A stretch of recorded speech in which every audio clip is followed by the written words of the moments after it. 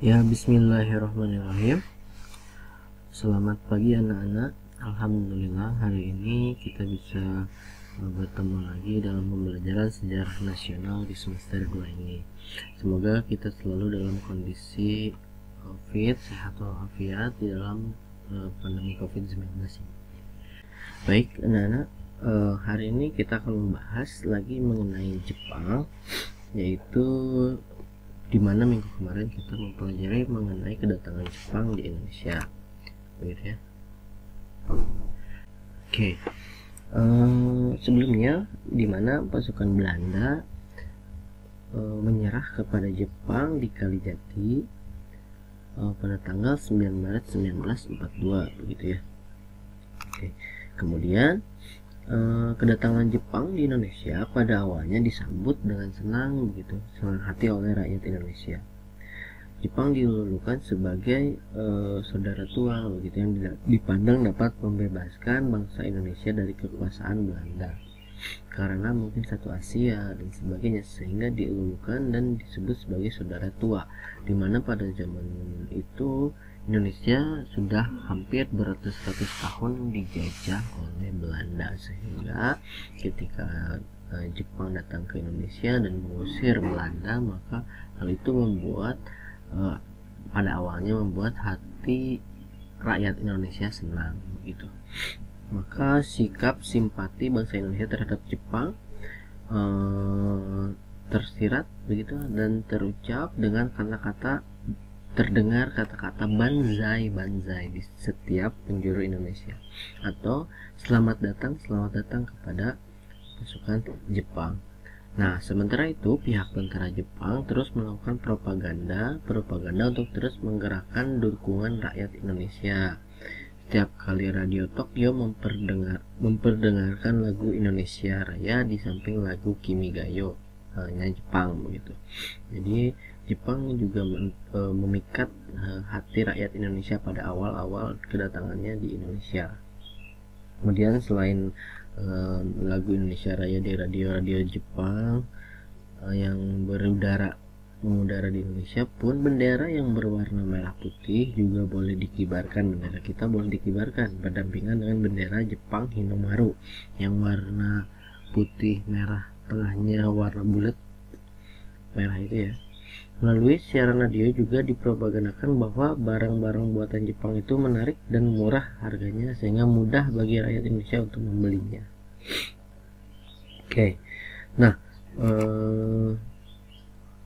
adapun tentara Jepang juga mempropagandakan bahwa kedatangannya ke Indonesia untuk membebaskan rakyat dari cengkraman penjajahan bangsa Barat, begitu, dari bangsa Belanda dan sebagainya.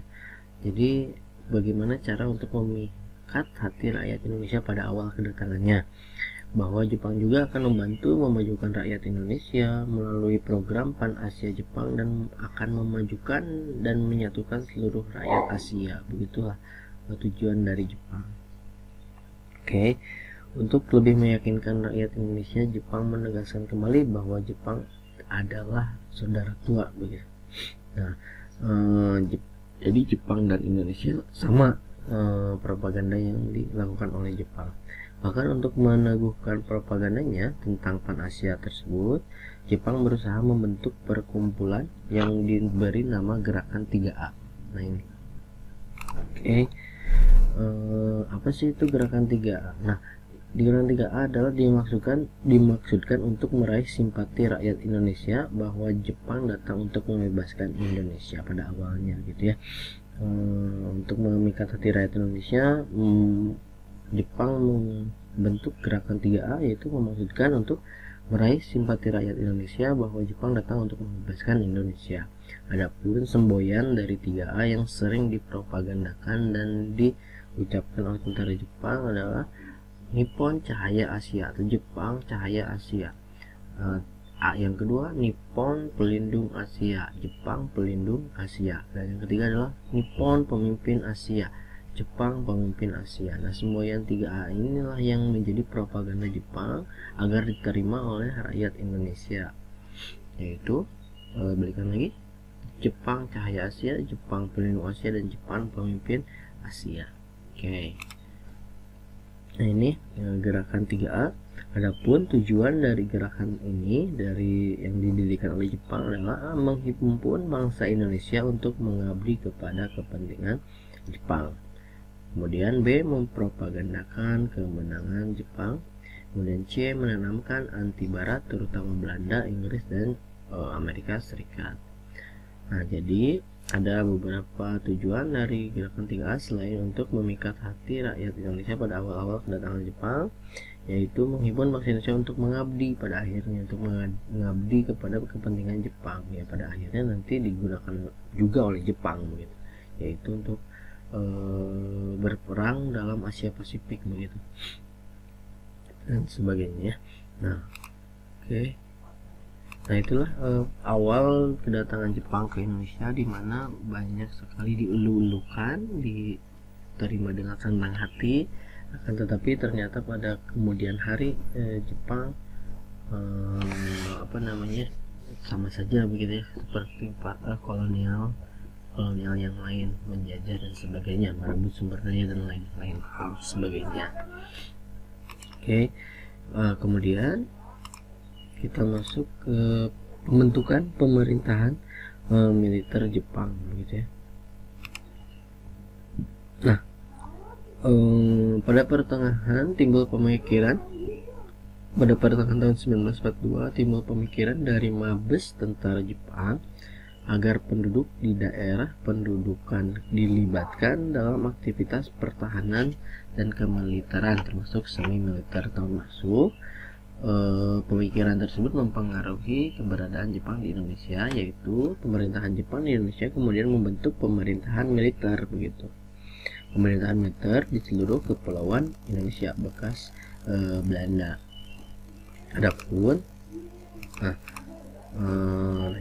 Adapun pembagiannya begitu ada 3, yaitu ada daerah Jawa, kemudian dan Madura dengan pusatnya di Batavia atau di Jakarta sekarang, berada di bawah kekuasaan Rikugun. Oke. Kemudian daerah Sumatera dan Semenanjung Tanah Melayu dengan pusatnya Singapura berada di bawah kekuasaan Rikugun. Daerah Sumatera dipisahkan pada tahun 1943 tapi masih berada di dalam kekuasaan Rikugun. Kemudian daerah Kalimantan, Sulawesi, NTT, Maluku, Irian berada di bawah kekuasaan Kaigun. Oke, nah yang di daerah Sumatera nama pemerintahan militernya adalah Tentara ke-25 atau Tomishudan ya. Kemudian untuk yang di Jawa atau Angkatan Darat di Jawa yang ini,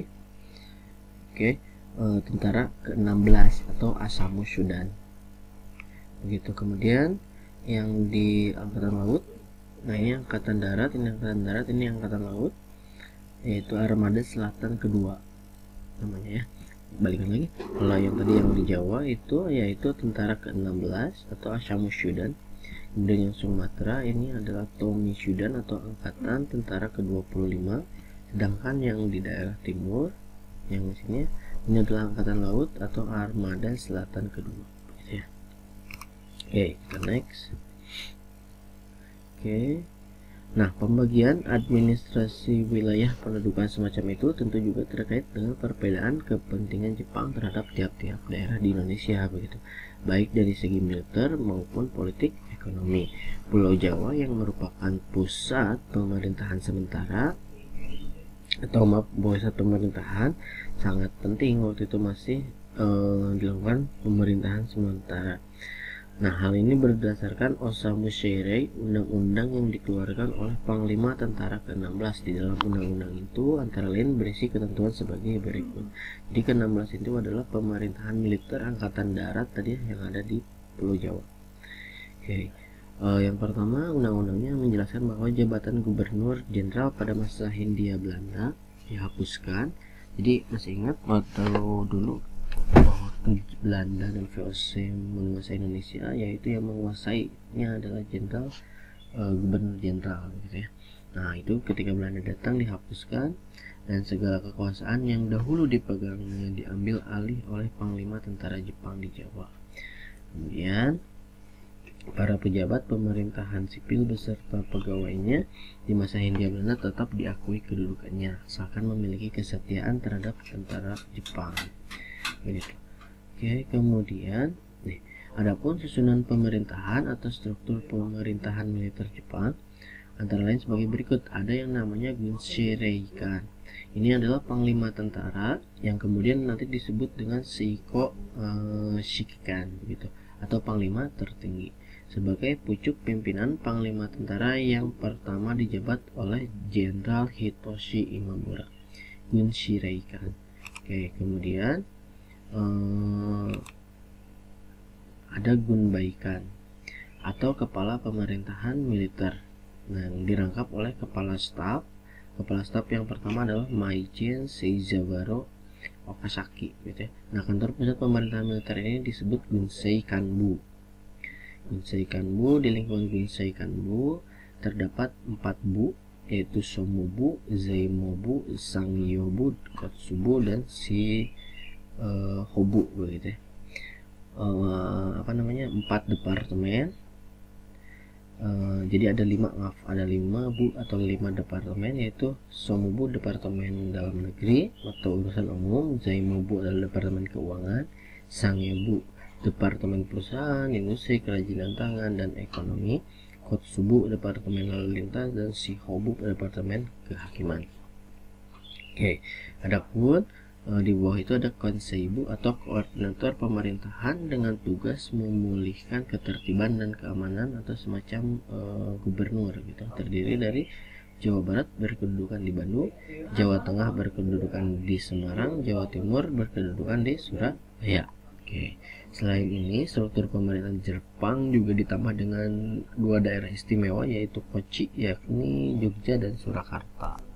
Di dalam pemerintahan itu, Jepang juga membentuk kesatuan namanya adalah Kempetai atau polisi militer Kempetai. Oke. Jadi panglimanya namanya Gunshireikan, kemudian kepala staf tentaranya Gunbaikan, kemudian departemen atau menteri kalau gitu ya, kalau zaman sekarang menteri-menterinya nama Gunsei Kanbu, kemudian koordinator pemerintahan gubernurnya adalah Gunseibu. Oke, kita lanjut. Oke. Nah, adapun untuk mendukung kelancaran pemerintahan pendudukan Jepang yang bersifat militer, Jepang juga mengembangkan pemerintahan sipilnya. Kalau tadi militernya, kalau ini sipilnya pada bulan Agustus 1942. Pemerintahan militer berusaha meningkatkan sistem pemerintahan antara lain dengan mengeluarkan Undang-Undang Nomor 27 tentang aturan pemerintah daerah dan dimantapkan dengan Undang-Undang Nomor 28 tentang pemerintahan Shu serta Tokubutsushi. Dengan UU tersebut, pemerintahan akan dilengkapi dengan pemerintahan sipil. Menurut UU Nomor 28 ini, pemerintahan daerah yang tertinggi adalah Shu atau Kepresidenan.